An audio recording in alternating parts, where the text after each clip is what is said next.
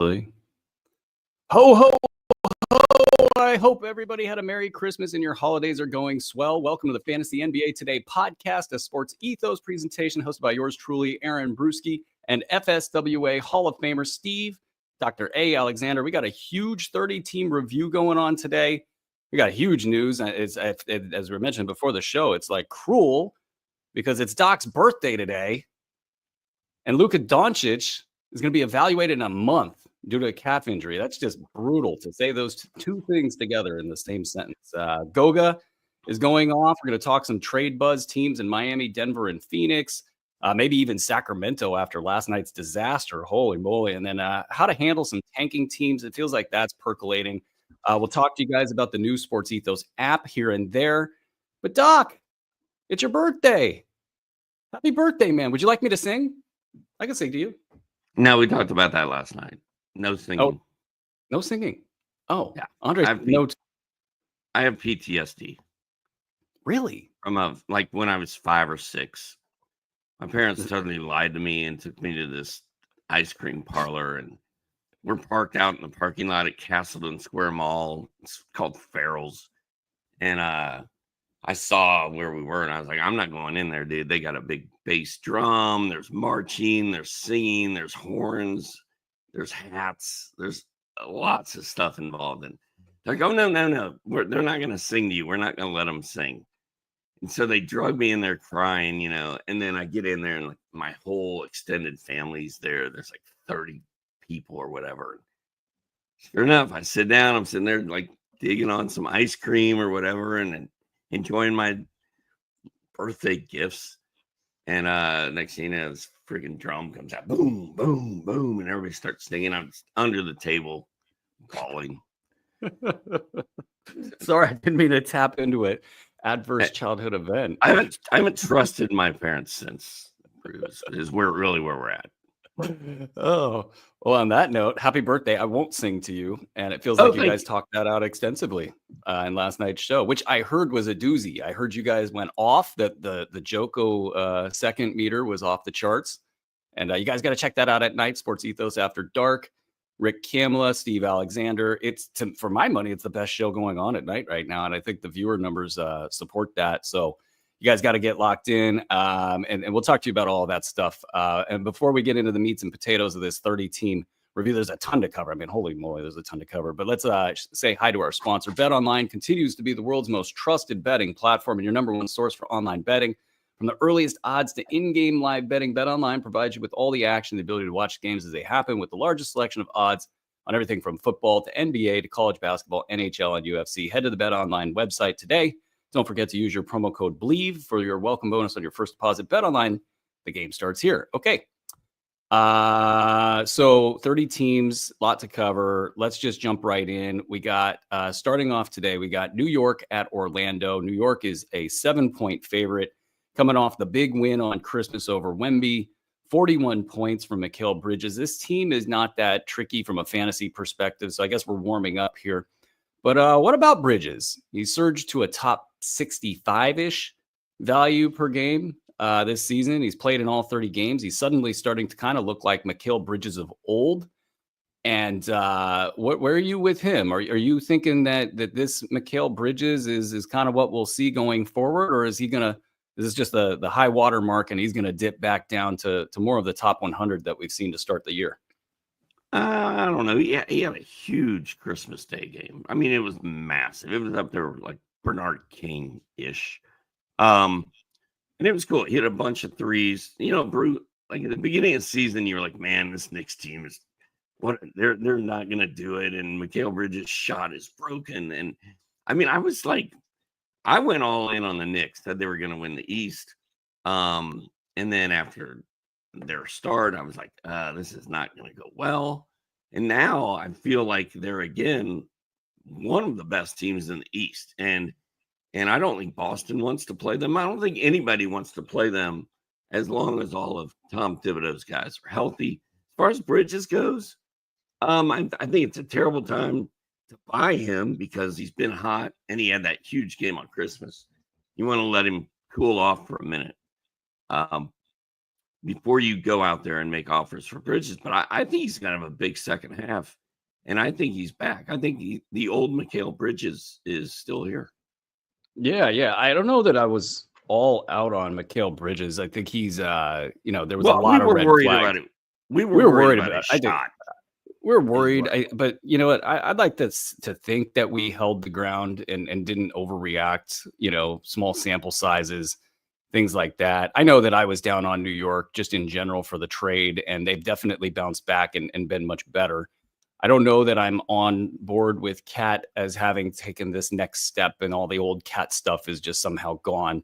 I think that team with, Tibbs and Josh Hart and OG Anunoby, who I was wrong on, I was really down on him heading into the year. He's been able to just pop off on defensive stats. Maybe if there's a trend line here, it's that Bridges is good, therefore Anunoby might take a step back. Maybe there's only space for one of those two guys to be good at the same time. But Hart's just automatic. I think it's just going to be different guys every night. Because, OG Anunoby's had two of the biggest games of his career in this lineup. Josh Hart has not missed a step. Mikal Bridges is just now coming on. And I think it's going to be yin and yang. Josh is feeling it tonight. Let's feed him. Oh, Bridges is on one. Get him the ball. I think it's going to kind of be that. And I think they're all going to hold their value and do pretty well. But there's so much parity on that team from a fantasy standpoint. It's going to be tough. Yeah, they're all good. Yeah, they're all really good. Big one every night.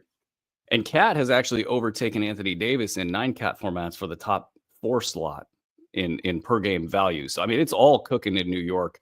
And on the other side with Orlando, you got, Wagner, both Wagners out, Banchero out. Jalen Suggs isn't on the injury report for this game, but, we've gotten this massive Goga Bitadze run. Top 20 over the last month. He's averaging 12 and 11, 3.2 combined steals and blocks, 2.4 assists, over 60% from the field, just under 80% from the foul line. He's doing it all. Over the last month, it's been 28 minutes per game of Goga. Wendell Carter has actually trended down over the last week or so, getting just 18 minutes per game. It feels like maybe the pendulum has swung all the way in Goga's favor here. He and Kentavious Caldwell-Pope have both surged lately. Pope, top 115 on the year, top 70 over the last 5 games. How are you going to be assessing these two guys going forward? Are you going like this is a full-on sell high moment? When Franz Wagner gets back in a few weeks, that's going to be bad. Banchero will be back soon. This is going to start pushing these guys out of their current production. How do you assess these guys, these two, Goga and Kentavious Caldwell-Pope? I'm not really feeling KCP, honestly. I never see him, and he's just maybe the most boring player in the league. He's so quiet. I expected a lot more with those guys out, especially Franz. I thought KCP was really going to go off. Yeah, he's playing better. He's doing a little bit, but I still and Paolo is got to be coming back sometime in the relative near future, I would think. And then I'm actually more excited, I think, about Tristan Da Silva than I am KCP. And as far as Goga goes, Wendell Carter, forgotten man, whatever. Mo Wagner gone. That really, I think that seals the deal on Goga. Goga should be good to go for a while. Like early round value the rest of the way, like top 50 value the rest of the way. Maybe 50. I think he's startable in every 12-man league out there, and maybe 10-man as well. 10 team leagues as well. I think top 75 value is more realistic for Goga. Got it. All right, let's move into San Antonio at Brooklyn. The Spurs are 7-point favorites in this game. You got a couple really distinct things going on in San Antonio. You got Sohan has really emerged as a consistent, which is really kind of a strange thing to say, consistent mid-round value after being brought back in as a big man. Let's hit that first. Is this sustainable? Is this the new path for Jeremy Sohan? Is he actually a good fantasy guy now? He is. He flirts with a double-double every night. He can hit threes. He gets some goodies. I really like Sohan. Yeah. We just got to get Harry Barnes out of there, dude. Harry B is like killing the whole vibe of this team. Like, put Julian. He's a nice dude. How's he killing the vibe? Everybody loves him. He's a senator. Julian Champagny, Keldon Johnson, anybody. It's like Harry B has run his course, and he's killing the fantasy vibes. But Vassal's on one. Vassal's good right now. What were you saying? Yeah, no, Vassell's starting. I mean, we'd like to see a little bit more out of him. My guy Champagny has been hurt by this. I don't think that I'm not bouncing off of Champagny anytime soon. I think that, going to the bench, it's going to be a little bit different than playing with the starters. The starters generate a lot of shots for him. Probably just an injury away from, at minimum, an injury away from getting back into the starting lineup. More of a top 110 guy now on the season and a couple games outside of the top 200. So I'm not too concerned, but this might be about 2 weeks for Champagny to be at this level. At worst, I would say by the All-Star break, he will be back into that top 100 every night kind of production. Let's move it over to Brooklyn. We got all sorts of stuff with Brooklyn. It's going to be a mess the rest of the way. You got Simmons is questionable. Jordy said he might play in this one despite the back-to-back. He's hit 8 out of 9 free throws, Doc. Are you concerned? What? Is he? Yeah, 8 of 9 free Wow. throws. I don't know. Wow. I see the stats and I question them myself. I'm not sure, It could just be misinformation out there. But yeah, he's hit 8 out of 9 free throws. He's still outside of the top 150 in 9-cat formats over the last week because he's given it up 4.3 times per game. But if you wanted what Ben Simmons gives you, which is a sprinkling of points, a little bit of rebounds, and then about 9 assists, he's your guy. A couple steals, like a steal or 2 in a game, he's your guy. But, everything else is questionable as he is for the game. Cam Thomas is due back any day now. I'm sure you're thrilled about that. Noah Clowney sort of hit the roulette wheel this week. He's been the valuable guy. He hit a bunch of 3-pointers. It's totally unsustainable. Keon Johnson had some big lines, but he's shooting like 30% from the field in that span. DFS is good when he's on the floor right now, but he's got a calf injury and he's also in trade rumors. And then Nick Claxton, he just sucks from a fantasy perspective. That's to me maybe the story other than Cam Thomas and Cam Johnson. Like the story of this team is Claxton sucking from a fantasy perspective. He's top 165 this month, top 165 on the season. He's not great with the field goal percentage. The free throw sucks, obviously. What do you think? There's a universe where Claxton is good this season, or if you've been hanging on to Claxton all year, do you just say, all right, I'll trade you for whatever, or maybe even drop the guy? I mean, 16th round value is not doing anything for anyone. And I don't see it turning around anytime soon. And that game that Clowney had last night was thick. And I had him in a DFS lineup. I had the most points maybe in a DFS lineup I've ever had. And he was part of that. Him and SGA were a big part of that, and a bunch of other guys. But Clowney's hot, man. And I'm rolling with Clowney again tonight. And I know there's no way he's due to completely fall on his face tonight, but I don't care. Is he the one, like, if you got to pick all the Brooklyn players, they're all available on the waiver wire. Is he the one that you take a shot on? I'm taking Clowney before I'm taking Ben Simmons or Shake Milton at this point. Yeah. If Ben Simmons goes down and decides he doesn't want to play basketball anymore, I think Shake Milton is an automatic pickup. Go ahead. Oh no, he's flirting with top 175 value Milton lately. So yeah. At least he's doing that right now.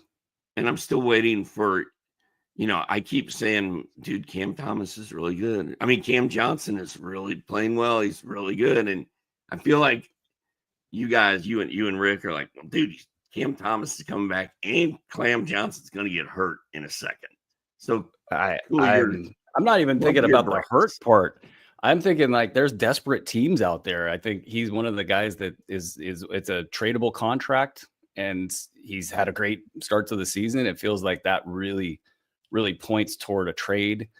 But who knows if he gets traded, or if he doesn't get traded, you still have to dodge the shutdown stuff at the end of the year. Dude, If he does get traded, go ahead. How funny would it be if Pat Riley traded Jimmy Butler to the Nets? That would be so awesome. I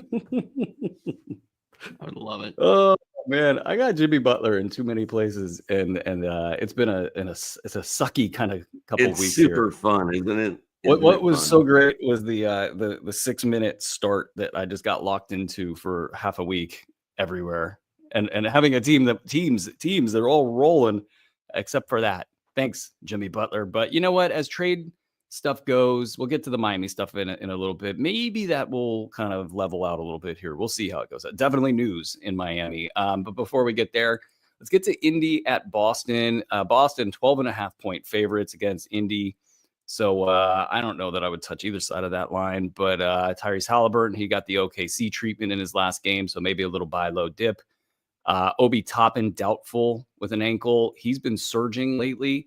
It's classic Toppin low minute stuff. 1.7 threes, 1.7 steals in his last 6 contests. Nembhard's been a late round guy, 13, 4, and 5 with really unsustainable percentages. Mathurin, he's fallen off a cliff, down at the bottom of the top 200, 37% shooting, and typical kind of stat set issues.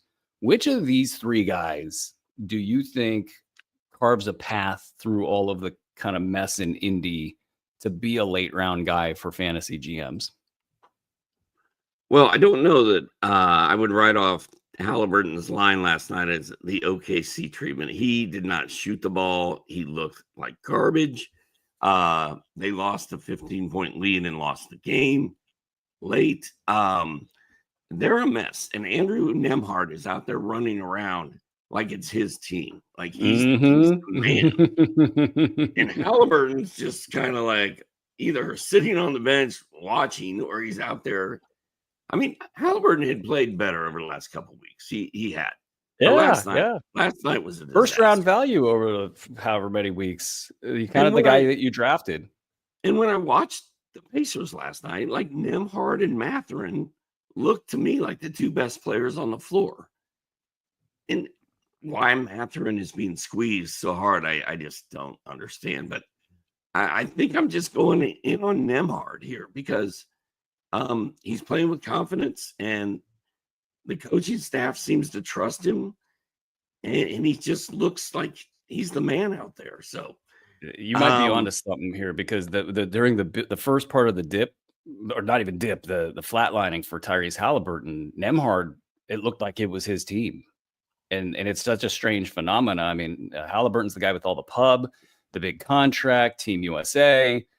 All the talk and the buzz is about him. And then when you get to the court, it looks like it's Nembhard's team. I'm so glad you said that. This might possibly be a sell high moment for Tyrese Halliburton. If somebody's looking at his last month's stats and thinking, okay, he's turned the corner. It really has felt like he's turned. I mean, he went into Sacramento and was a part of the effort to really put a foot on the neck of the Sacramento Kings on the road, where he's typically struggled. They're circling that game in Sacramento. They're trying to get him, they're trying to make him struggle in that game. And he had a great run. And now Nembhard's in. And it's very intriguing to me that Indiana would let this even happen, or that Tyrese is actually cool with it, that he's just going to let that go. And so I'm going to be watching. I don't know. I feel like I've watched Halliburton all season trying to figure him out. What if you had to throw a dart? What's his value the rest of the way? First, second, third, fourth round. Halliburton? Yep. Late second. Late second. Okay. That's a good dart throw right there for folks that are looking to figure out the trade situation. The Boston side, Kristaps Porzingis questionable, Drew Holiday questionable with a shoulder. It's Kristaps' ankle. I can't keep up with his injuries. I don't know what's what with him. I know we got a Latvian producer on the show who might have the inside track here. He should probably tell us what's happening with Kristaps Porzingis. I just assume he's hurt and that he's going to play every other game. And I can tell you, I think.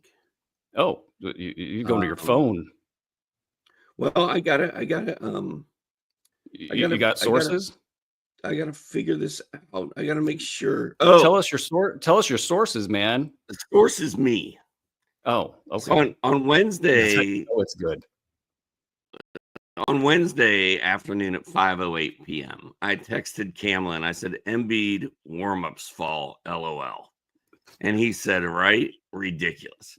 And then at 5:11 p.m., Kristaps Porzingis came up lame, and he was shaking his leg. He was limping up and down the court. He was favoring his left leg. It was all left leg, left ankle. And I sent Rick a note. I said, Porzingis is done. His left leg is hurt again.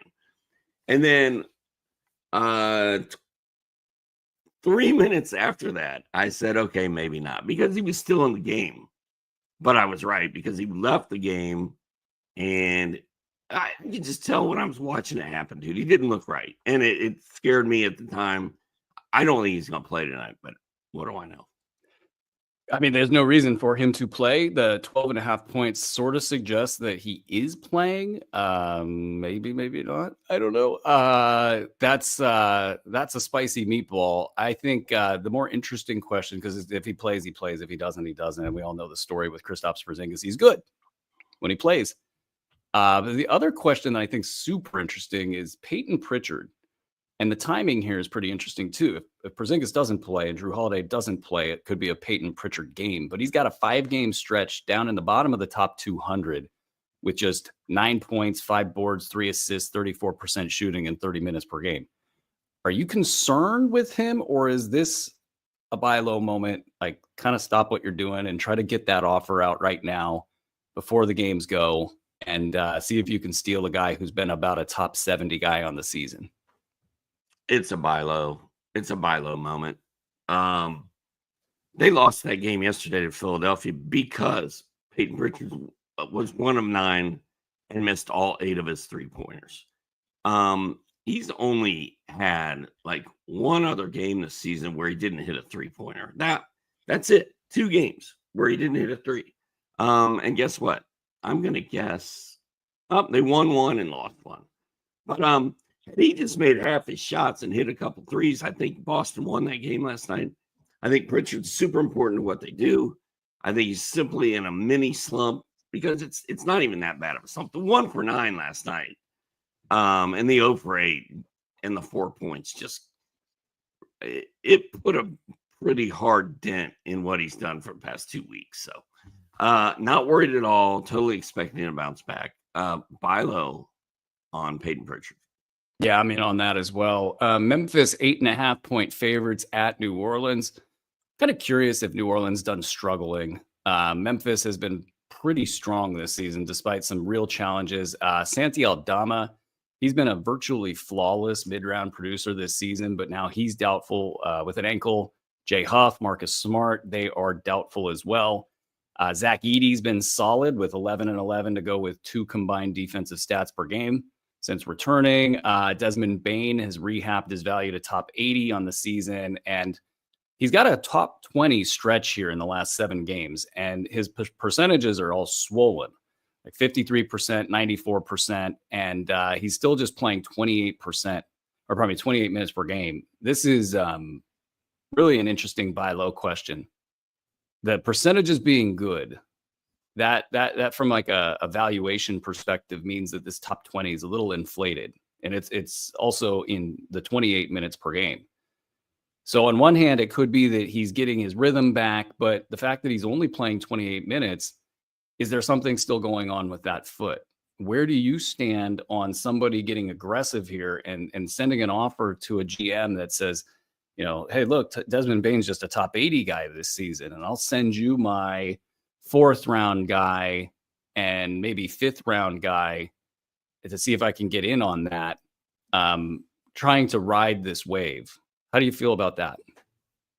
I like it. We don't get a lot of detail out of Memphis on injuries, and I still don't really fully understand exactly how hurt Desmond Bane was last year. I still remember being completely shocked that he came back to play for those 3 games or whatever it was, when he had no reason to do that, actually. And the fact we're this far into the season, he's still healthy, he's still playing, he's getting better. I think Desmond Bane is slowly turning back into Desmond Bane before our eyes. John Morant completely disappointing last night. I feel like Aldama's fallen off a little bit. Zach Edey had a monster game last night, just monster. Jalen Wells, I like watching that kid shoot 3-pointers. So I'm intrigued by Jalen Wells right now. I think now is a great time to buy low on Desmond Bane. And if Zach Edey's out there on the waiver wire, go get him. Yeah, 155 points for the Memphis Grizzlies last night. It's not like Toronto's just a rollover team. They've played hard. They are. They're terrible. They're terrible. Yeah, all right. I was trying to be nice. But at least they play hard. They play hard. Come on, Toronto's. I love Toronto. Stuff hanging on. Drew, that reminds me of the old story. Where me and my brother we're 2 years apart. We're probably 12 and 10, and my brother's got my dad's drill, his like Dremel drill or whatever, out in the garage, and he's drilling a drill bit into, is it Dino? Yeah, Dino the dinosaur from Fred Flintstone. It was this plastic figure we had. He drills this drill bit into this fake dinosaur's ass, and he breaks the drill bit off inside of Dino the dinosaur. And of course, my dad freaks out. It's like he just wrecked his new car or something. And my mom was like, "It's okay, Jim. At least he was using the power tool."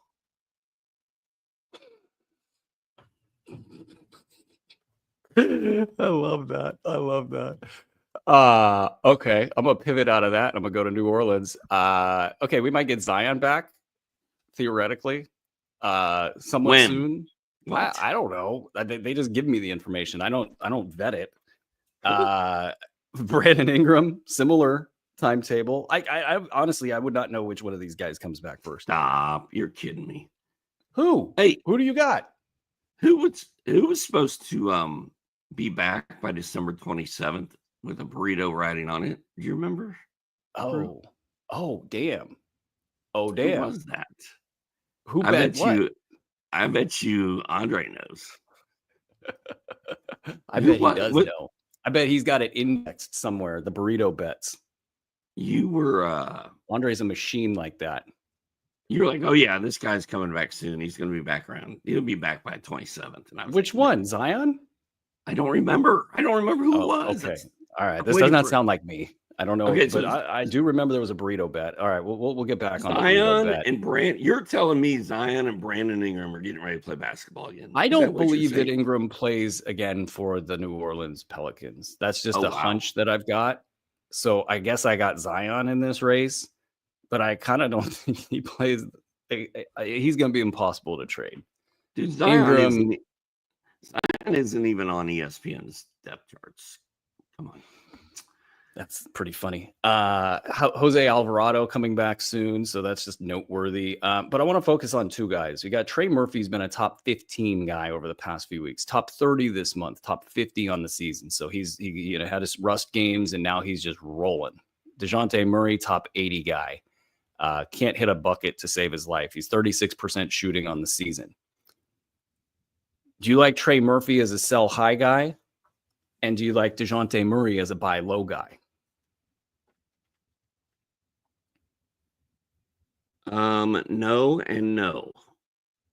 Do not like Murphy as a sell high guy, and do not like Murray as a buy low guy. Interesting. Okay. No, I'm with you. I don't know when we're ever going to see Brandon Ingram again. I don't trust Zion to come in here and save the day and start going off. I mean, how many wins does New Orleans have? Like 5? 5. They're 5. And how can anybody on that team possibly respect? I mean, in the proper context, of course, respect Zion. Like, it's not his team, right? Like, it couldn't possibly be his team. It can't be Ingram's team. I think Trey Murphy's going to just kind of do his thing the rest of the season. It feels like it's Trey Murphy's team in a way. Like, when they need a bucket, they go to Trey Murphy. Well, DeJounte and CJ are both reliable. Like, they just do the same stuff every night. But everybody on this team is just sort of out there going through the motions, I think. And I don't think Murphy's a sell high because I think he's going to keep playing. I don't think DeJounte Murray's a buy low because I don't think he's going to be better over the second half than he's been through the first half. Like, there's no incentive tough for him to be. Yeah, it's tough because if they're, I mean, I like these guys, but they're not going to be that good. You know, I like Herbert Jones, Trey Murphy. These are two players that I really like a lot. CJ's obviously older. DeJounte is a pretty damn good basketball player. I think where they really, really struggle is Messi is young and he's going to just get clobbered on a night-to-night basis, and Daniel Tice is unplayable. And so they have no big man nothing good happening at the big man slot that they can bank on a night-to-night basis. Brandon Boston's been struggling lately. But I think that core of Trey, DeJounte, CJ, Herbert, and even like Brandon Boston, I like that from a fantasy perspective. I guess that's my last question here is Brandon Boston. And since he's been struggling, are you bailing on him, or do you think that there's room for folks to hang on and see, could this guy be like a March and April machine? He could be a silly season stud. And the thing where we are with Brandon Boston so far is he's that guy that's been added and dropped by at least half the teams in your league. And it just keeps going because he can't put anything together consistently. Like, he can't get a run going. And he actually played pretty good last night. So I'd like to think he can keep it going. I've still got him on a couple rosters. In deeper leagues, I'd like to see him put some together. Also, go ahead.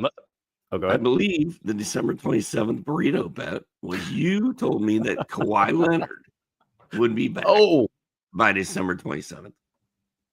Oh, I did that because Law Murray said that it was a decent chance.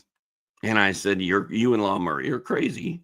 I will enjoy me a free burrito on this. And then I recall I said that you're just upset that all of your fantasy players are going to lose value and you're hedging with this burrito. Like, if all your team goes to crap because Kawhi comes back, at least you'll have a burrito. Well, I mean, that's true. See? But Kawhi ain't coming back. He's coming back, but he ain't staying. That's going to be something we'll hit that in a little bit here, and I'll hit the thing so Andre can. I should have waited until we got to the Clippers, right? Apparently you're up 3 burritos to 2. So we'll have to get the burrito thing figured out here. Let's get into Minnesota at Houston. Houston's either a 1-point favorite or a pick 'em, so that line's sliding all over the place. Minnesota has not had a single player ranked inside the top 100 over the last week, but they did win and beat a Luka-less Dallas squad on Christmas. They won it, and then they lost it, and then they came back and won it. They got lucky. You know, it's been funny watching the Minnesota beat writer tweets. They're about as depressed as any team in the league, and there are quite a few. They're ready to burn it teams. all down. Oh, man. And it's funny because, like, a lot of these guys are pretty professional journalists, and you don't get into that stage of the, oh, my God, burn it down too quickly with these guys. And they're at burn it down. And then Randall, of course, will, like, reach up and have a good half of basketball. And then they got to kind of reset and then, okay, we got to put up with this guy another 2 weeks. Dante DiVincenzo, a late round guy over the last 3 games. That's been cool. Have you given up on Dante yet? No. I think it's funny. The articles are starting. I know it's a sickness, right? I should seek help for several reasons. But DiVincenzo, like, there's articles now coming out of Minnesota. It's funny how this all works. Like, the articles kind of like proceed, and it's based on whatever they're hearing, behind the scenes. And now the articles are like, does Dante DiVincenzo need a lot of shots to be good? And, that's code for, like, can we get this guy the damn ball? And so if it happens, it's going to be because something happens with Julius Randle, and he will be possibly a top 75 guy. I think I'll say this about DiVincenzo. If he's producing late round value right now, I'm in no matter what. Like, and if it goes away, it goes away. I'll take the risk because top 75 is kind of hard to find, especially in deeper formats. For those reasons, I'm in. But it sucks in Minnesota right now. Anthony Edwards is not inside the top 100 this past week. And the only player that's been good over the last 2 weeks has been Jaden McDaniels. Because a bunch of steals. That's how ugly. I was telling Rick last night. I watched. I watched the post-game interview with Anthony Edwards, and he was like, "I'm so happy to play on Christmas. I'm so happy to be here. I'm so thankful for everything. I had so much fun." And it was the first time I saw joy in Santa Claus's face this year. And I really think he hates his team. I think he hates Nikola Jokic. I think he hates Julius Randle. I think he hates Rudy Gobert. I think he looks at Mike Conley and sees like his grandpa. He looks at his bench and he's like, "All right, I got Naz Reid. That's all I've got is Naz." Don't shade Dante there. He loves Dante. He said as much. He loves Dante. That's another reason you should buy into Dante DiVincenzo. Andre asks, should we rank Dante, Grayson Allen, and Keon Ellis rest of the season? No, that's what Bru's going to name his next 3 kids. Dante, Grayson, and Keon Ellis. Like, that'll be the entire name. Keon Ellis Bruski. It'll be great. Oh my, the Sacramento Kings. The Sacramento Kings. We can't. That's gonna be at the end of the show, so you guys can all just leave, and I'll just sit here and talk. Houston on this side. First of all, Houston. Shout out to beat writer Jonathan Fagan is retiring, and he's one of the better beat writers. It's interesting. He's always been so consistent. I never been like, oh, Jonathan Fagan's the top guy, but he's been so consistent over the years, and that means something in our line of work where we're covering the news. So congrats to Jonathan Fagan. Houston, Dylan Brooks, questionable right ankle. He's been surging lately, so that's been fun for a little bit. Şengün, a little bit of struggles with percentages, a little bit of a dip. You could probably buy the dip there. Jabari Smith, quiet game in the last one, but he's been on a top 80 run. That's been fun. I didn't mean to rhyme there. Fred VanVleet, he's really struggling this season. It's been another bad stretch here. Amen Thompson all over the board, top 90. So those are all what they are. Tari Eason hasn't played in a little bit. It feels like he's coming back soon. Maybe this was some planned rest. Maybe it was unplanned rest. What are you doing with Tari Eason? He's a top 50 guy in the season and has a ton of injury history. Do you think this is a time to downgrade his future projection, so to speak? Or do you think this is the time to try to get in on this while the going's bad? I don't know. To be honest, Houston is a tough one. Yeah, Houston is so good, right? Like they're one of the best teams in the NBA, which feels weird, but it's true. Jalen Green has like a split personality. He can't figure out if he wants to dominate or if he's just going to go out there and play some ball and see what happens. But he's hot again. Like Jalen Green looks really good again. And then Amen Thompson, with no Tari Eason around, has been incredible. 5 blocks last night. And suddenly now Cam Whitmore is turning back into Cam Whitmore from last year. But that's because Tari Eason is out. So I'm hoping that when Tari comes back, it kind of puts Cam Whitmore back on the back burner. And we let Amen Thompson continue to do his thing, because it's hard for Amen and Tari Eason to both go off at the same time.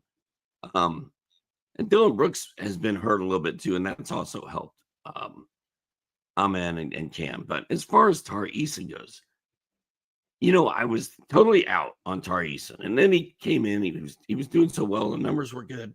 I was like, all right, I'm going in, I'm picking him up, I'm sticking with him all year. And now I'm kind of out again. It's this injury is no joke. And we're talking about a guy that, it's funny when the values hit the market, so to speak, they kind of freeze, and especially in the first month of the season or even the first 2 months of the season, people just get labeled as, okay, this is a top 50 guy. Tari Eason, he's a top 50 guy. And it takes a life of its own. And if you are holding him and you wanted to try to go get some top 75 value for him right as he's coming back.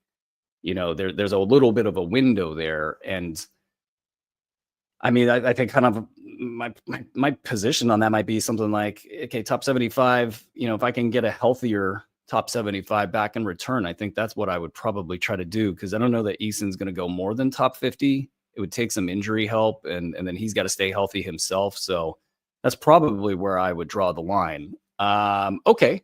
Guys, are you enjoying the live show? If you're watching on YouTube, drop a thumbs up on this video. If you're tuning in on Twitter, give us a follow at Ethos Fantasy NBA. And if you're listening on the podcast feed, you'd be totally doing us a solid if you gave us a 5-star review. Let's get back to Friday's games.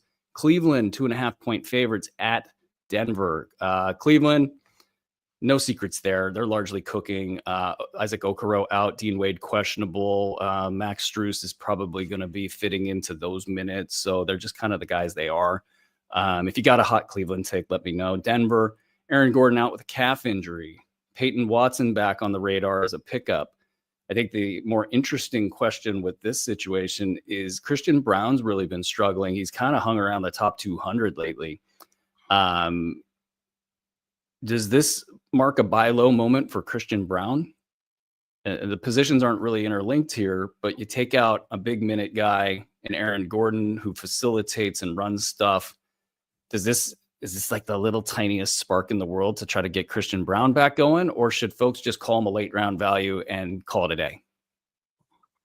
The latter, late round value, call it a day. I mean, I've seen enough Christian Brown this year. He got off to such a good start. Like if you look at what he did in November, the early part of November, he was just cooking, really all of November. And then December got here and he just sort of disappeared. I don't know what happened. Maybe no Aaron Gordon tonight will get him going, but how long is Aaron Gordon going to be out? I don't think he's going to be out that long.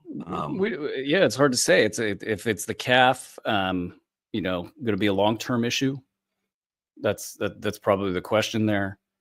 Let me ask you this: are you doing anything with the idea that Denver tries to acquire a player?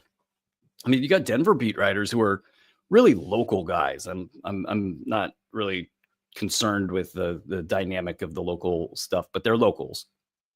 And they are saying that Jokic has never acted this outwardly pissed at his teammates ever before. And you got the front office stuff with Michael Malone and basically just front office Michael Malone stuff. It's been happening for years. Do you think that this means they're really going to go out and get a guy? And should folks be doing anything with like Michael Porter Jr., for example? Michael Porter Jr., I guess he could be impacted if a player comes in and one doesn't go out, but he might actually be the guy going out. He had a little bit of a laggy week, some bad free throw shooting, but nothing too crazy. Most things in the right places. Maybe a little bit of a solid, dude. I'm not worried about Porter at all. Could you go ahead. Like if he's the bait on the hook for the trade, like doesn't that maybe put him in a good spot to be more productive in another location, or is that just going way too far down the rabbit hole? I mean, it could go either way. If he goes to Houston, it's going to probably be bad for him. If he goes somewhere else, probably good for him. I mean, Jokic and Murray have the ball in their hands so much. Almost any move that Michael Porter would make would be good for him, I think. And I think the whole problem with this team is Jamal Murray. He's completely unreliable. And I think Jokic is sick of him not being out there in the trenches with him every night. And who knew losing KCP would be such a shot? Actually, I think a lot of people thought that. Not to that level, but a lot of people were like, hey, that's going to be a bad thing. And then it turns out the balance of the team is all off. It's weird. And this is a big time game. So it'll be just interesting to see, do they show up or do they not? And I guess we'll find out. Dallas at Phoenix. Phoenix 1.5-point favorites against Dallas. I kind of think, there's injury action on both sides. So injured star theory with the Dallas side is at play. And it's the biggest kind of injured star theory that you can get. Luka is so heavily weighted by Vegas and the lines. And then, the flip side is everybody gets more opportunity. Everybody plays harder. Everybody comes together knowing their guy's gone. And the bonus on this one is that these guys have been doing it already this season. So it's not exactly like this is the first time they played this season without Luka. They don't know what to do. They're rusty in that respect. They just had this happen a couple weeks back. So I like Dallas against Phoenix with the number here. But what are we doing with Luka out? What's your top line? I was going to ask you, are you picking up Spencer Dinwiddie or Quentin Grimes? Ooh, that's a good question. I think Rick and I last night said we were leaning Grimes, but it was more of a "what have you done for me lately" thing. I'm still leaning Grimes. Yeah, I'm leaning Grimes. If it's Dinwiddie. Yeah, I'm leaning Grimes because the things that Dinwiddie does well are the things that Kyrie Irving is going to dominate at, and then maybe this is his month. Kyrie's going to make the biggest push that we've seen Kyrie make in a really long time. He's been top 15 on the season. It could easily be top 7, for the next month. And that, I think, means Quentin Grimes for me, because he'll just kind of do Quentin Grimes stuff out there. Nothing too special, but he'll be on the floor more. He'll have more scoring nights, things like that. Even like PJ Washington. Like, I want to see Najee Marshall step up. Yeah, he was pretty good there. Late round guy, while Luka was dealing with this earlier in the season. So I would probably have him like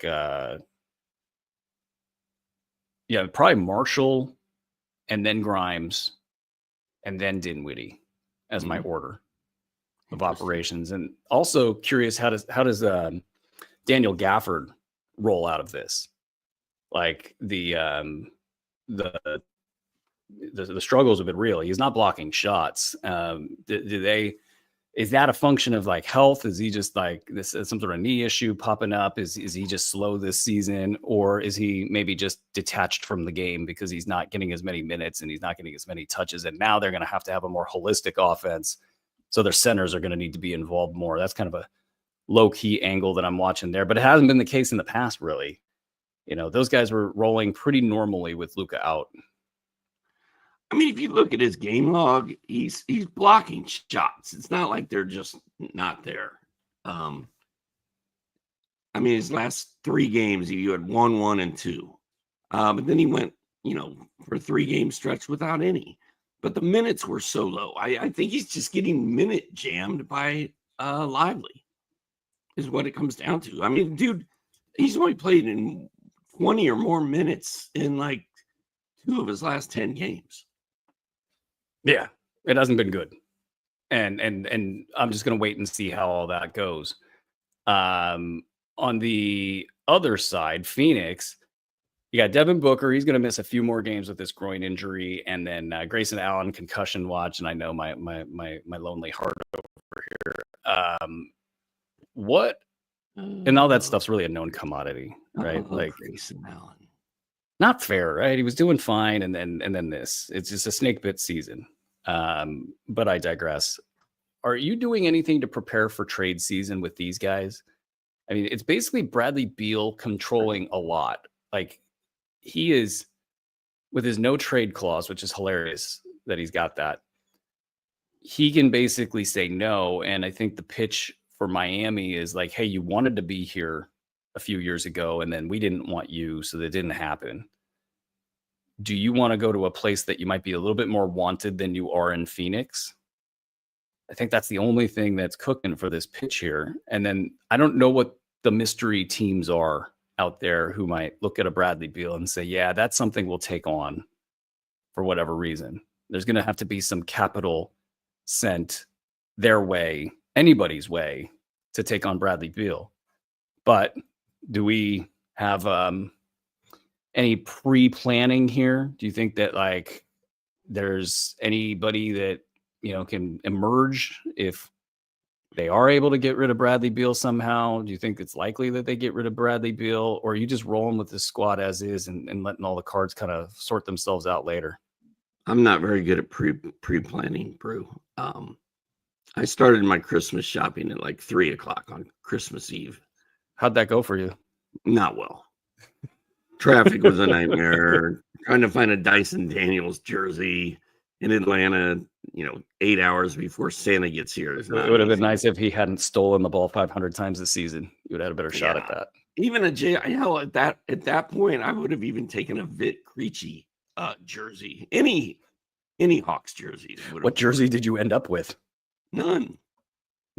Eesh. I bought him a pair of Oakley sunglasses instead. This here is an IOU. He goes, I didn't ask for sunglasses, dude. It's the last thing that was available in the store. Your mom told me that you wanted sunglasses. He's like, yeah, but not really. He's like, I really want a Dyson Daniels jersey. I was like, wrap the glasses up. I'm taking them back.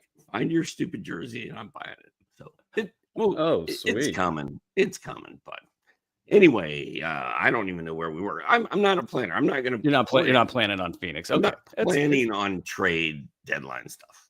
Okay. All right. I'm just gonna sit back.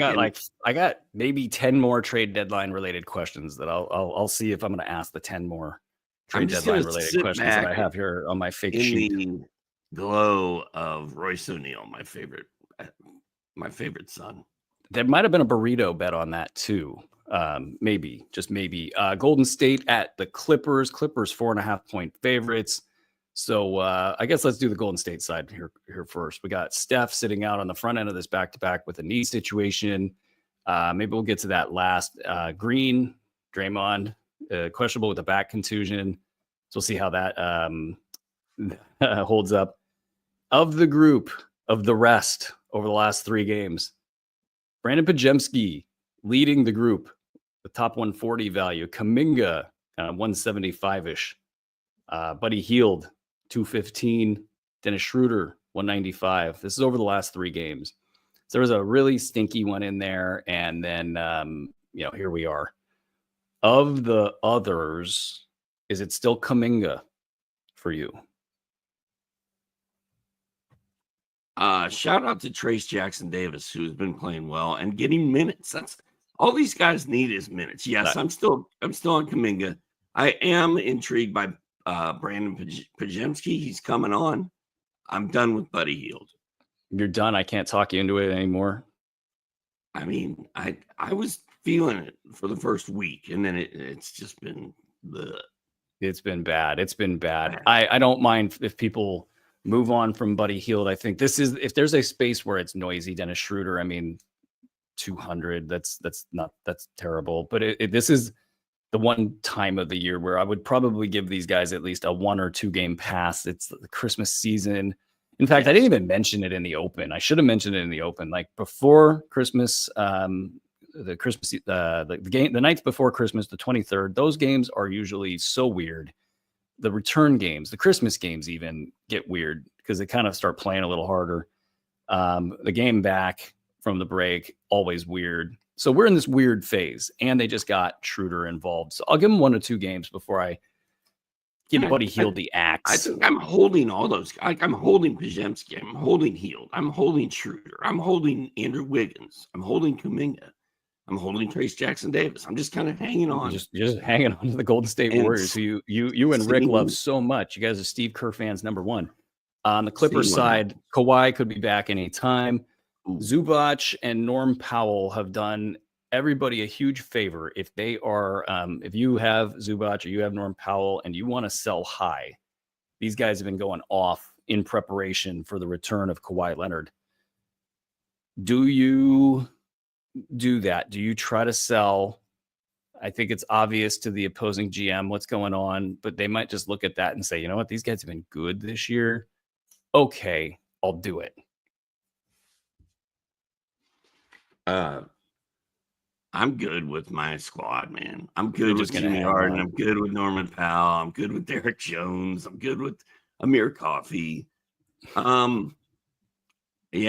I'm just gonna let it roll. I'm gonna let it ride. They're on my team for a reason, Brew. I drafted them for a reason. I love it. All right, let's get to Miami and Atlanta. We got Jimmy Butler trade rumors. He's questionable. That's a hilarious absence. That is not an illness. That is just straight up, I don't want to play. I want to be traded. And then, of course, Pat Riley, he comes out and does a really kind of unprecedented thing. He says, no, we're not trading him. We'll see. He will trade him if the price is right, but maybe he understands the market and he thinks he can throw that weight around and kind of end the discussion out there. We'll see how that goes. Drew Butler played his last game with the Heat.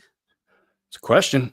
It's a fair question. It feels like there's a lot of talk about him possibly staying and playing out the rest of the season as like a mercenary, I think was the Ira Winderman column. We'll just have to wait and see. I think he is a desirable trade target for teams, but there's fit issues, there's diva issues, there's all sorts of issues there that, teams got to try to figure out. And then Jimmy, of course, could just start, being Jimmy and playing well, and it wouldn't really surprise anybody. So that one's a spicy one. Drew Smith out for the year. That sucks on a lot of levels. Jovic questionable with a left ankle sprain. All I have to offer about this team is a Terry Rozier buy low. I feel like the everything's there for him to step into that. That's all I got. You got more than I got, dude. I can't. I forget that this team even exists. That's where I am.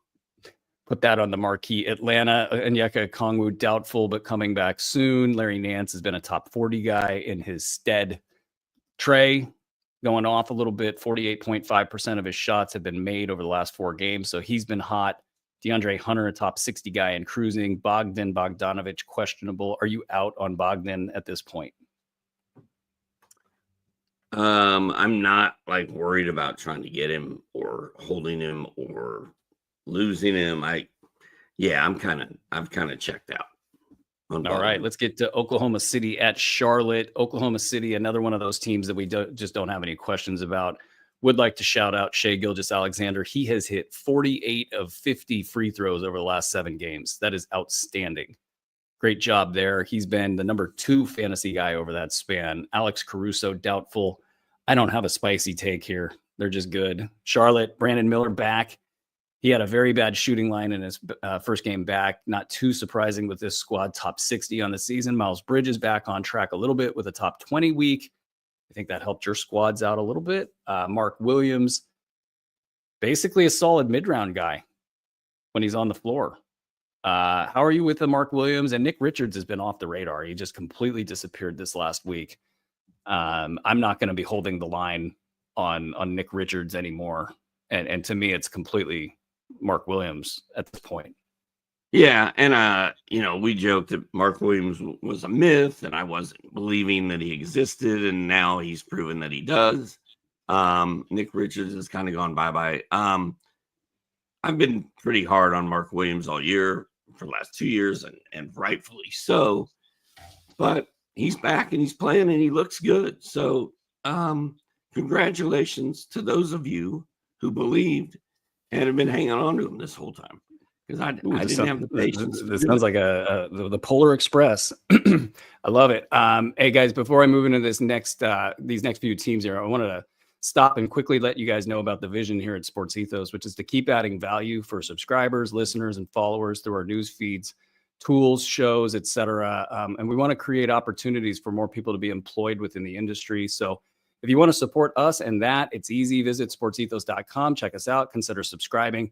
And it's our belief that a value-based offering, which actually generates revenue, is the way for this industry to get back on track ever since social algorithms kind of turned the sports world upside down. So we promise that you guys are going to get the best inside edge on a winning championship. That part's easy considering the work we produce and the amount of effort that goes into our products. So check it out at sportsethos.com and also download the free Sports Ethos app while you're at it. Okay, we're going to get into the rest of these Saturday games. We've already covered New York, so we have New York at Washington. We'll talk about Washington here. Kyle Kuzma is doubtful.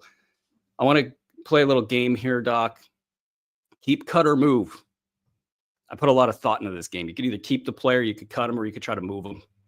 You can make up your rules as you want. Jordan Poole, keep, cut, or move. clearly not cut. Good one. Yeah, he was good last night. I think did they win? Did he hit a game winner? I feel like they did. I'm going to say move. I'm going to say sell high. Okay. Jonas Valanciunas, top 60 last 3 games. Keep, cut, or move? I'm not a big JV I literally guy. just made this game up about an hour ago. Move him. Okay. Alexander Sarr, top 60. Keep, cut, or move? Keep him. Ooh. Bilal, top 50 over the last 5 games. Yeah. Keep him. Other Champagny, Justin Champagny, 175 over 3 games, but 85 over the last 5 games. Keep, cut, or move? I feel like he's gotten squeezed the last couple games. He hadn't been as good, but I picked him up. I'm going to ride him until the wheels fall off. Until you prove to me that Kyle Kuzma still plays basketball. I don't even know who Kyle Kuzma is. He's this player that the Sacramento Kings always say that they should go out and get. Bub Carrington, 275. Keep, cut, or move? 275 value? That's been him all year. The dude's got terrible fantasy value. I can't get enough. I love him. Cut him. Find somebody that's going to help you. All right, Milwaukee at Chicago. No surprises with. Well, actually, I'm going to take that back. There are some surprises with Milwaukee, but Damian Lillard and Giannis are questionable with an illness. Bobby Portis has been amazing the past few weeks. He went from like top 200 on the season to top 100 on the season, almost like overnight. He and Chris Middleton, a top 145 guy in 22 minutes per game. Will both of these guys be late round values at minimum going forward? Yeah, they will. Middleton has looked really good, much to my chagrin. Like I was like, no, I'm not doing Chris Middleton, but he looks good, man. Welcome back, Chris Middleton. And then Bobby Portis is always so fun when Giannis or Brook Lopez is out. And the rest of that bench is so bad. I mean, Bobby Portis has got to play. So, yeah. Chicago. Sorry, I'm stepping all over there. Chicago with Io questionable with an Achilles issue. Josh Giddey questionable with an ankle. Which of these 2 players do you want going forward? I want to say Giddey, but I'm going to say Io. Thank you for joining me. That's great. I like it. Io's been solid, dude. Yeah. Giddey with the ankle is obviously an issue there, but the percentages and the non-defense and Io feels like he's really turned a corner. I think we've covered that all on this show, so we'll just keep it rolling here. Detroit at Denver. We've already covered Denver. Detroit. Last night was so funny. I think, were you guys on air during that? That was awesome. They're down by like 10, and the Kings have basically been better than them all night. But you just knew that the Kings had messed with the basketball gods too much, and Detroit hits a 4-point play to win the game. Jaden Ivey. It was like you knew it was coming, and I almost tweeted about Paul George doing it to the Kings however many years ago, and then it happened, and I don't know if I wanted to tweet it or not. Anyway, Detroit gets the win. Malik Beasley was a flamethrower. He's been a flamethrower for a while now. He's a top 60 guy over the last month on 4.5 triples per game. Is this sustainable going forward? He's been doing it all year. So this is a yes. So lean into it. Jalen Duren, is he going to be this guy for the rest of his career? It's starting to look that way. It really is. We'll have Mark Camaro on tomorrow's show. We're gonna have to force that question in there if we haven't gotten in there already. Our dynasty guru, Mark Camaro. Philly at Utah. Embiid. I mean, I know you wouldn't break bread with the man because he is a loser and a chump. Obviously, I never said any of those things. You never said any of those things. I know, but point being is that you will not have him on your fantasy team. And so he's back. Paul George, top 65 on the season. I don't think anybody's going to have the stones to be trading for Joel Embiid in a fantasy league. I kind of wonder if you're trading for Joel Embiid in a fantasy league, you've actually pulled it off. Let me know. I want to see the receipts. So I don't know if there's anything to talk about here but like buying low on Paul George, that seems to be a very viable thing. Would you pull the trigger on that kind of a move? No, he was terrible last night. I can't believe they beat Boston with as bad as he played. It was all because Tyrese Maxey is a frigging monster. I know Paul George is going to get hurt. No, thank you. This is just a no, thank you. Look, yeah, we're looking for distressed assets. This guy that's been a top 5 player as a second fiddle, in the past. That was a long time ago, though. So it was a long time ago. It was a long time ago. A few injuries back. Utah, John Collins questionable left hip, Clarkson questionable left foot, Keontae left ankle. Is this the beginning? Jordan Clarkson didn't play last night. Yeah. Is this the beginning of what? The beginning of the end in Utah. I'm mostly focused on John Collins out of self-interest. I mean, he was a guy that we were ahead on, and he's been a top 30 guy all season. Is this the beginning of the end? I mean, should people be looking for his first big game back and then trying to move on?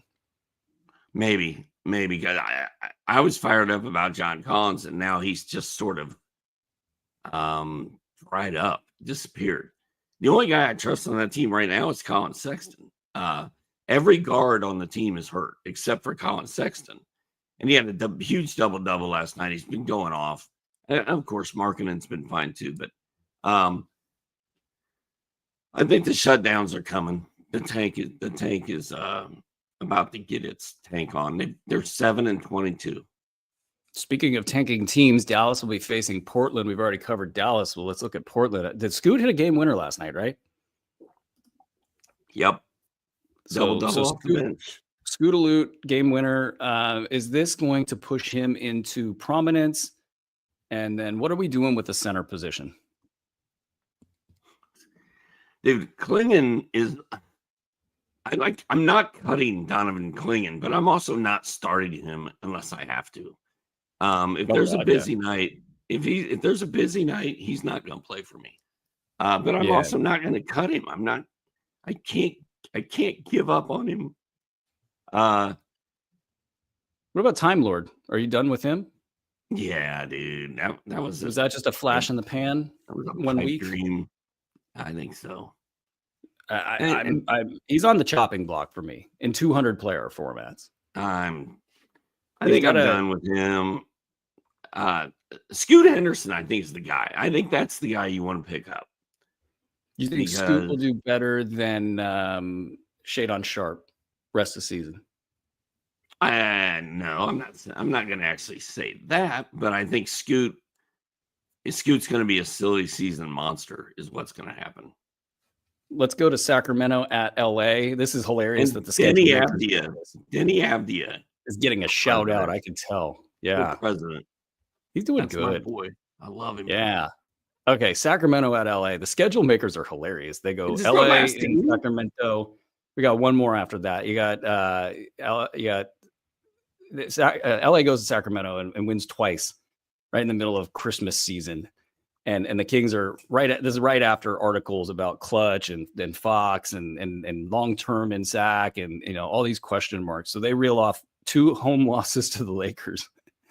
Then Tyrese Halliburton comes in and they just celebrated. Thomas Bryant hits a 3 at the end of that game. And Thomas Bryant celebrated about as hard as he was posting up during LeBron's whatever record-breaking shot, however many months back for the Lakers. It was a party.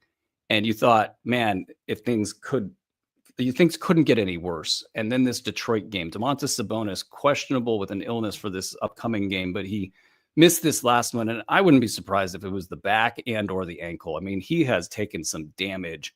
This is a guy that plays through anything. And I commend him for playing through all of that stuff because it looked bad at the time and he just sort of rolled through it. So I think that game off was all of the above. They lose this game. Who knows at what point in time you could see Mike Brown fired? Who knows if Monty makes it through the summer? I haven't checked in on any of this stuff. It's just reading the tea leaves. If Fox is out of Sacramento, like if his team has made the decision, they don't want to be there long term. In this disaster scenario in Sacramento, what do you do fantasy wise? Like Sabonis, he's just going to keep chugging, right? So we have no worries there. Does Fox become a guy that you think, well, maybe we should downgrade him a little bit? Does the rest of the team have any big movement here? Does Malik Monk, Keegan Murray, do they bust loose? Like does Keegan bust loose? Does Monk, find head the other direction? Does he start falling down? Like, what are you doing with the Sacramento stuff? Are you just kind of waiting and seeing? Yeah, I mean, clearly something is broken in Sacramento. This is not the team we saw and loved last year that was lighting the beam. Did you even hear about lighting the beam this year? I don't. I never hear about it. They have a worse record than the Detroit Pistons. I think it's equal, but point made. Are you sure? You might want to look that up. I might be wrong. I mean, if De'Aaron goes, I think your boy Keon Ellis is going to go off. I'm good with they won't play him. Malik Monk is fine. They might as well if they get rid of Fox. I think Keegan's the guy that, like, he's such a buy low right now. He actually in this game, he really in the first quarter showed all the package. Just like he was dunking. He was, it was like, oh my God, this, near 7-footer. He's got all the skills and he's doing it. And where was this the whole time? But the reason it's not there is because of DeMar DeRozan. And I don't know what shoe's going to drop. The fun thing about Sacramento is that they could do anything. Vivek is really the core of these issues, and whatever he decides goes, and that trickles down into front office, which then trickles down into coaching. And I think the interesting part about that last play is you saw Kevin Huerter and you saw Trey Lyles on the floor for defense in the last possession. And they did have great options on the bench, and Keon was on the floor. But they had those guys out there sort of no matter what. And Lyles in particular cannot move. He's just old and cannot move. And so that decision has, to me, that might have clinched it in my mind that there is an ultimatum that those two guys play in advance of the trade deadline so they could possibly get moved. But you're just taking on loss after loss after loss. They're 6-12 at home. That's why the beam hasn't been lit, I believe, if I got that right. But just a mess. I think Keegan, though, is the guy that could emerge from this with some value. If they make big splashy moves, it's going to be Keegan somewhere, if not Sacramento, being cut loose. So that's what I would look out for there. But wow, what a mess. Last team to cover, Toronto. We'll just go straight to the question here. Kelly Olynyk, are you seeing a late round or better rest of season, or even this upcoming month? Do you think the next month for Kelly Olynyk will be a late round value? Yeah, I like it. His minutes, I think we're at 23 last night. He was in the starting lineup. Both of those things are good. Now, Jakob Poeltl, of course, was out, I believe. But I think if Olynyk can get to 25 minutes a game, I think he'll be good to go. He had 23 last night. Like, we're almost there. I think he's going to be a good hold the rest of the way. Yeah, I think it's a good situation for Kelly Olynyk, and they need what he has. So I'll predict late round value the rest of the way as long as he's healthy and on the floor for the next month. Okay, guys, as we wrap up here, I want to thank you guys for listening. We had some weird feed issues, so thank you guys for putting up with that. Thank you guys for all of your questions, all of your feedback. Please do keep sending it in so we can continue to build this platform out the way that serves you guys the best. Make sure you guys are subscribing to our Fantasy NBA Today podcast so you guys never miss an episode. Follow us on all the social media platforms at Sports Ethos and at Ethos Fantasy NBA. If you're watching this live, don't forget to subscribe to our Sports Ethos YouTube channel. And guys, go download the Sports Ethos app. In the craziness, I see a finger up there, Steve. Go ahead. I just downloaded the Sports Ethos app on my own, unprompted by you or Andre. My boomer, literally now, I'm like getting old. My boomer ass went out there, found it, downloaded it. I pulled it up. I clicked on NBA and I scrolled and I'm like, dude, this is like old school Roto World. Like, it's just news. There's no TikTok videos. There's no all this crap going on. It's just Isn't it news. serene? It's And that's beautiful. all I want. I just want news, and I want relevant news, and I want it easy to access. Dude, I love it. It's perfect. Yeah, the minute that thing became a reality, my heart just fluttered. So go download it. It's free, everybody, free, and it's got tools. It's great. Thank you, producer Andre Lemouche, and thank you, Steve. Happy birthday, sir. And thank you guys all out there for being a part of this journey. Let's build something great together. This has been Fantasy NBA Today, and this episode was presented by Bet Online. Till next time, ladies and gentlemen, be well.